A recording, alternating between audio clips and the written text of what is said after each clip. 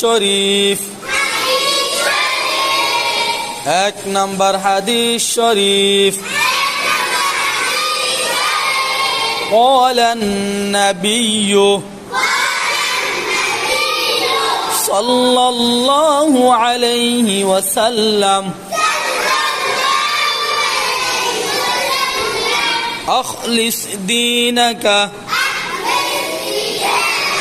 يكفيك العمل القليل হাদিস শরীফের অর্থ তোমার ঈমানকে খাঁটি করো,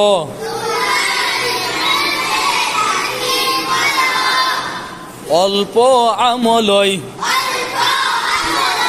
নাজাতের জন্য যথেষ্ট হইবে।